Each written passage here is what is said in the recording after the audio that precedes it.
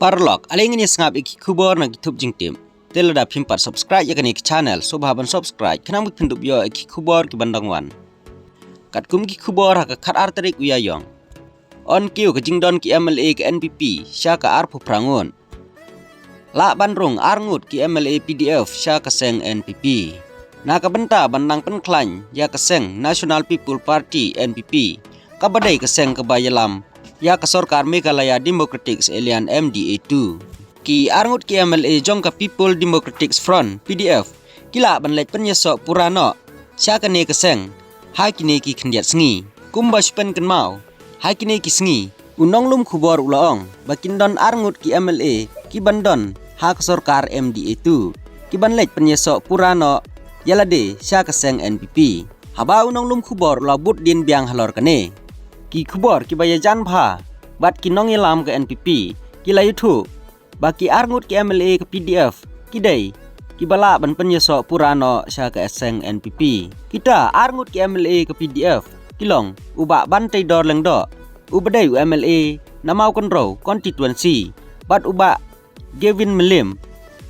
ubadai MLA nasora constituency lada kini ki arngut kinrung no sya ke NPP kajingbon breu jong kene ke seng haying dorbar thau an kan kiu sya ka arpu prangut ki MLA ha ki election MLA ka badang sudap ka NPP marway kala job hadu arpun riu ngut ki MLA khat prangut narilom garu bat prangut narilom khasi jantia syu ki khubor ki thu pala pentikna ba kine ki arngut ki MLA ka PDF kinrung sya ka NPP kadai namar kinong ilam bahalor ka NPP kila pentip sya kinong kitkam kaseng NPP ha kini ki arteli ki constituency bakin syong jingnya lang kerpang ban penbaik lada rung kini arngut ki MLA kenang ban penklanya ke NPP khubor ki thu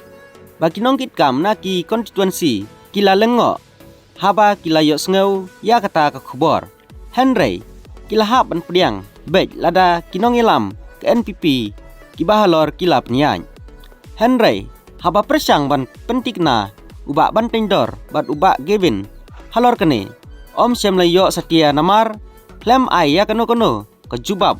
wat haba la phone ki khubor ki thu balada ke NPP kala pediang ya uba ban tendor bat uba Gavin ki kertong ke NPP ki bai khun ha kini ki election MLA ka badang sudam ki lahap song no serut syu ki khubor ki batikna ki thu bakaseng NPP ke kwa ban pediang ya kini ki arngut ki MLA haswa ban thebut hasoyong constituency kublai sibun ngin sai sempat akuwei ke khubor